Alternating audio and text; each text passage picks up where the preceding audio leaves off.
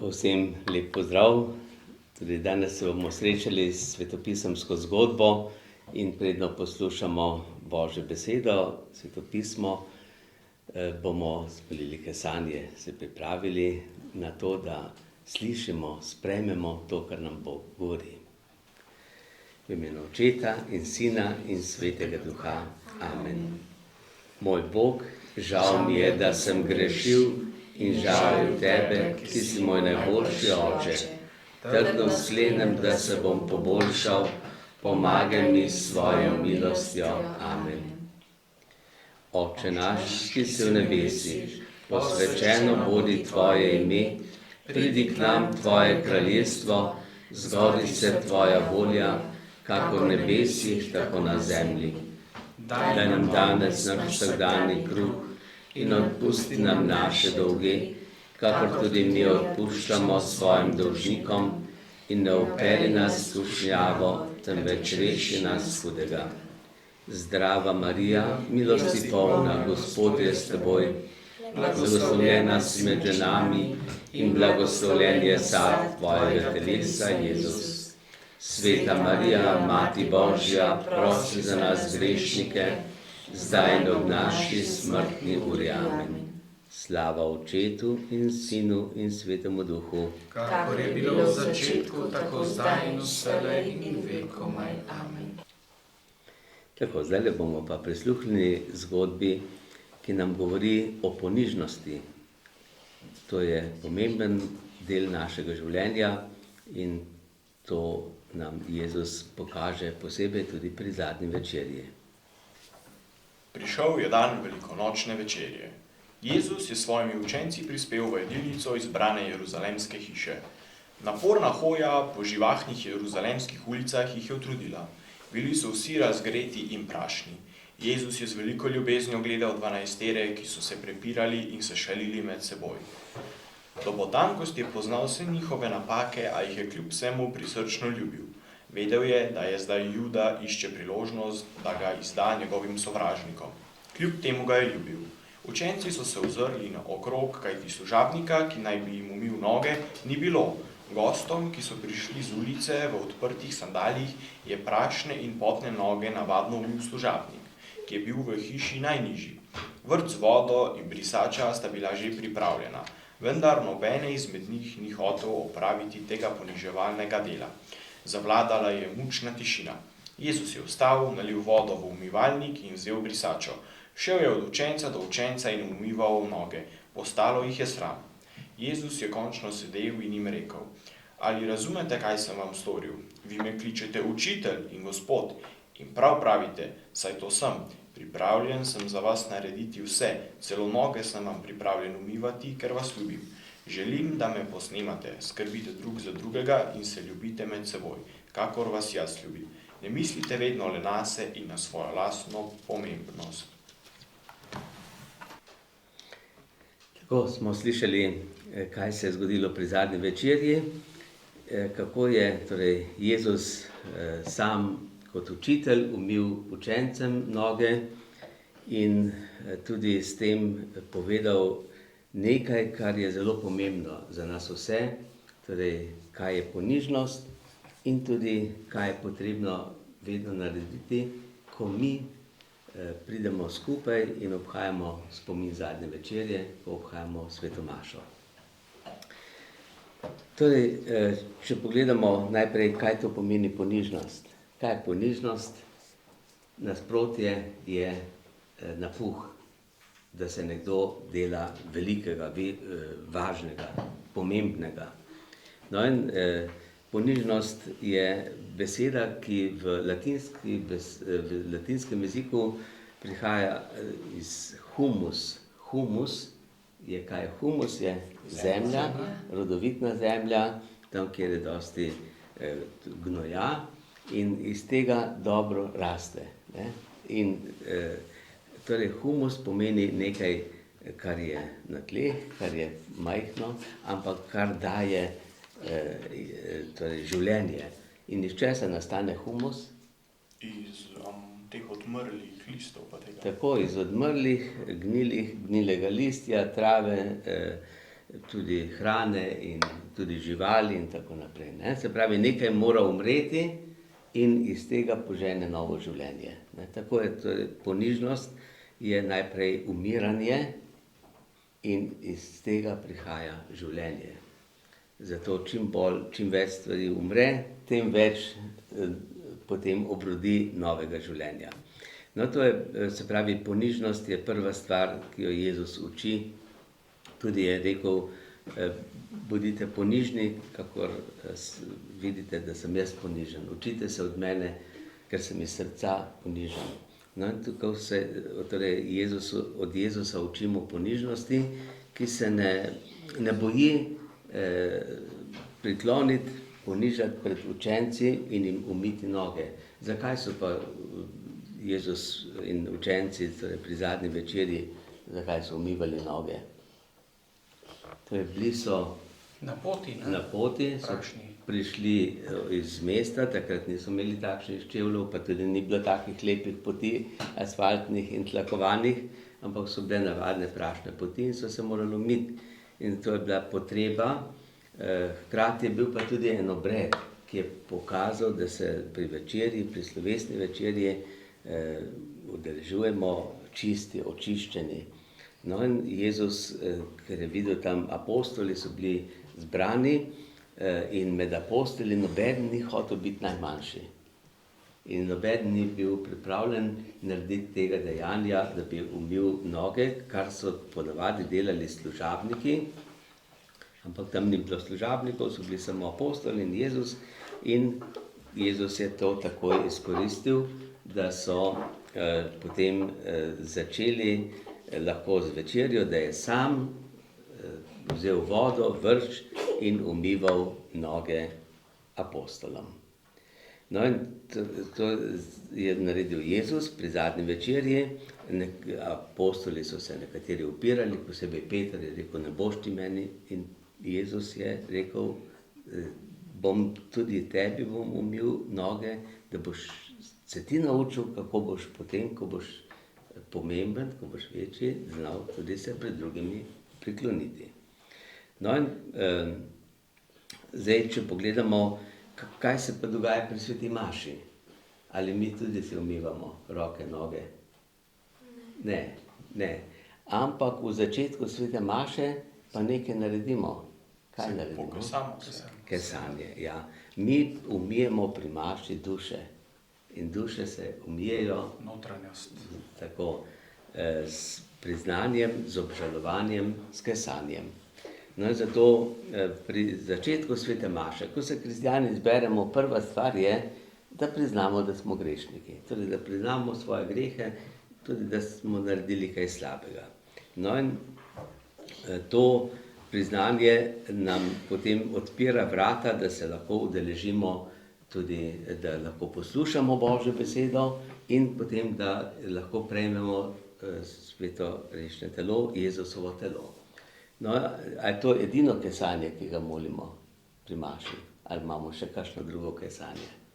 Kakšno drug način priznanja svojih grehov? Ja, da gremo še v spovednico, na primer. Ja, če ima kdo večji greh, velik greh, rečemo tudi smrtni greh, ali pa če že dolgo ni bil pri spovedi, gre lahko k spovedi in se tam očisti. Ne? To je bolj temeljito čiščenje. Kesanje pred sveto mašo je pa takšno iskreno priznanje svojih grehov pred drugim. Ne? In to kesanje pred mašo je malo drugačno kot tisto, ki ga molimo vsak dan sami ali pri spovedi. Torej pri maši kaj obžalujemo? Vse, kar smo slabega storili in dobrega opustili.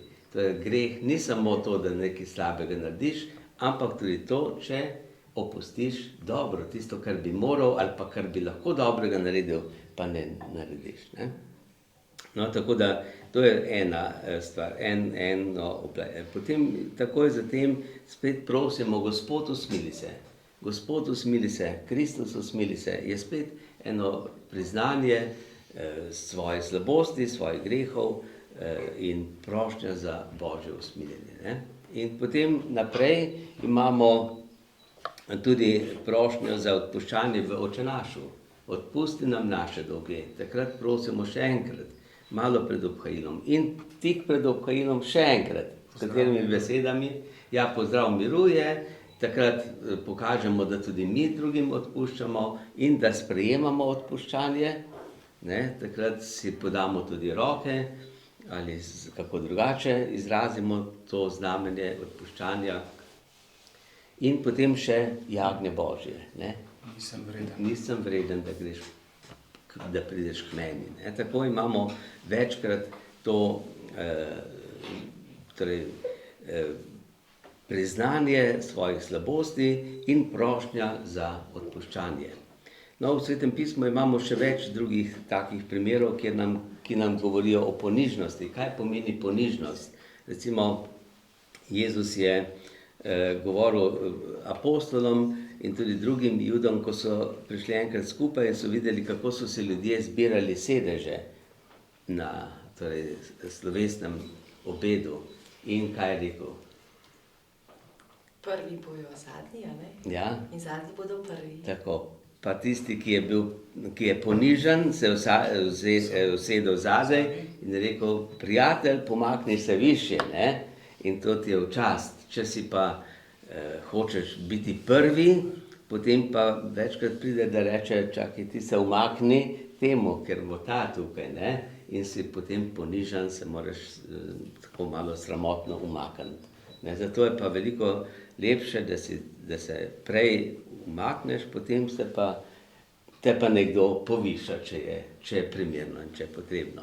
To je ena stvar, ne? Druga pa, imamo v Svetem pismu še en tak primer, enega pogana, ki je, to je pa iz Stare zaveze, Naaman, ki je bil bolan in je imel gobe je bil. Ne? To je bila bolezen, ki je takrat niso mogli pozdraviti, ampak je bil iz tuje dežele, kjer pa so bili Judje in tam je ena deklica povedala, ja, v naši domovini je pa prerok in tisti prerok pa lahko ozdravi tudi take bolezni. No in je potem prišel Naaman v Jeruzalem, najprej k kralju in kralj se je začudil, kako k meni prihaja zdaj tukaj nekdo, da ga jaz ozdravim, saj nisem jaz Bog. In potem, ko je pa pravi prerok slišal, zato je pa rekel, naj pride k meni. In ko je prišel ta Elizej do tega preroka, niti prerok sam ni šel do njega, ampak je poslal ven služabnika in mu je rekel, pojdi se umit v reko Jordan, pojdi se skopati. 7krat se skopaj v reki Jordan. In ta Naaman se je nekako upiral, kaj jaz, da bi se v tej reki, v tej umazani vodi, Jordan je bolj tak, posebno če je dež, pa tam, kjer je veliko peska, je bolj taka temna, motna voda. No in je rekel, ne bom, imam doma veliko lepšo, bolj čisto vodo, kot pa tukaj. Ne? In potem so mu le pregovarjali njegovi služabniki, pa če ti je to naročil, pa naredi, vse to ni tako težko. No in gledajte, tukaj je to, ne? Jaz, da se bom tukaj kopal, ne? Tisti napuh ali pa varnost ali pa prevzetnost. No, ampak ponižnost, kaj naredi ponižnost? Ko se je res, potem, ko so ga pregovorili, skopal 7krat, je bil čist. Je bil torej ozdravljen. In tako je spoznal, da ni voda tista, ki ozdravlja, ampak kdo? Bog, preko besede preroka in potem tudi preko ene take vode, kot je voda Jordan. Ne? No in tukaj se pravi, kaj pomeni ponižnost, pomeni poslušnost. Da poslušam Boga, ki mi pa ne govori takoj direktno, ampak govori preko služabnikov. In kdo so ti služabniki?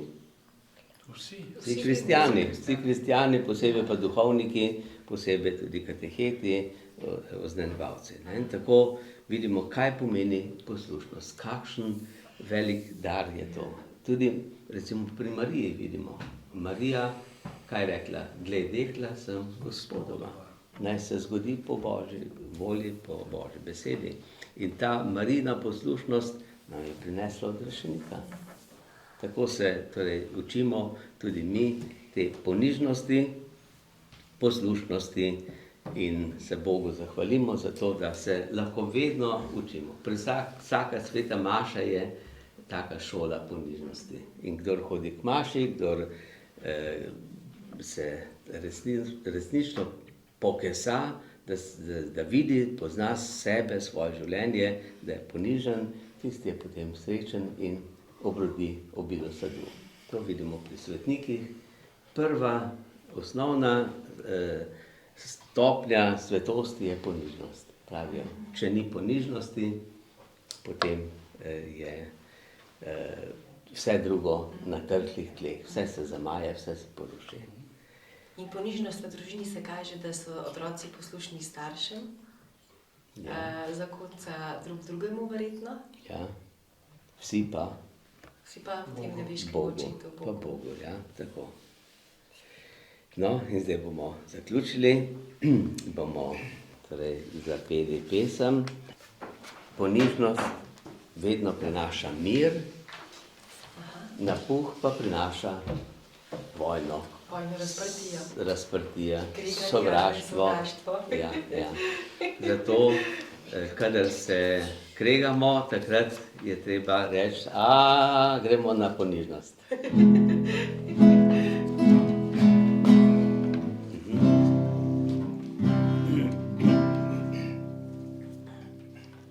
Mir vam dajem in zapuščam Božji dar z neba.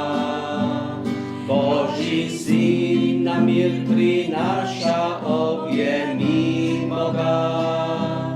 Prosimo te, naš rešitelj, vojne nas varuj. Tistim, ki vojskujejo, se kmalu mir daruj. Tam na morju, tam v planinah, tam na tropskem tlu, spremljaj brate in očete, pošti miru. Meče si prekujmo v pluge, mrzimo prepir. Vsi kot bratje se ljubimo, pa bo vladal mir. Sveti angel, varuh moj, bodi vedno ti z menoj. Stoj mi noč in dan ob strani, vsega hudega me brani. Prav prisrčno prosim te, varuj me in vodi me. Amen. Gospod z vami In s tvojim duhom. Blagoslov vsemogočnega Boga, Očeta, Sina in Svetega Duha, naj pride nad vas in naj vedno med vami ostane. Amen.